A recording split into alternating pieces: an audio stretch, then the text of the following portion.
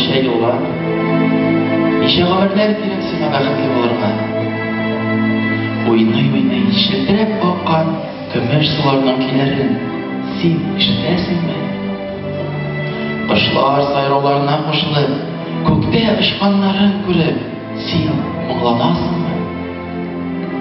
Кояш сипкән нурларын син кулларыңда, битләреңдә, йөрәгеңдә тоясыңмы?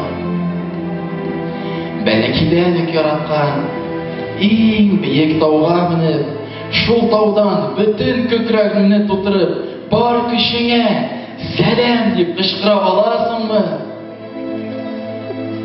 Табигатьнең матурлыгын, дөнья мөгъҗизәләрен адәм барлыкка килү белән сокланып җырларга, шигырьләргә сала башлый. Күпме юллар язылган бу турда. Һәрбер вакыйганың үз вакыты була. Яз да үз вакыты белән килә. Һәрбер сөйләүченең, һәрбер җырчының, һәрбер галимнең үз тыңлаучысы табыла. Һәрбер сүз кайчан да бер кемнеңдер йөрәгенә үтеп керә. Тик һәр нәрсәгә үз вакыты килеп җитүе кирәк. Без бәхет дип аталган, көтеп алган чакның үз вакыты бар микән? Кайчан мин бәхетлерәк идем микән?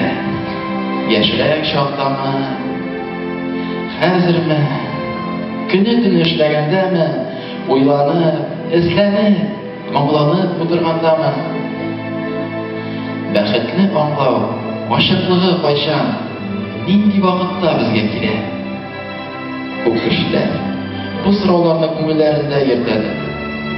Һәм бик күбесе җавапларын да беләде. Кемдер изгелек кылуда үз бәхетен күрә, ярдәм итүдә, кешеләрне яхшылыкка илһамландыра. Кемдер кеше мыскыл итү, рәнҗетүгә канәгать. Кемдер икейөзле, монафиклыгын югары сыйфатларга тиңли.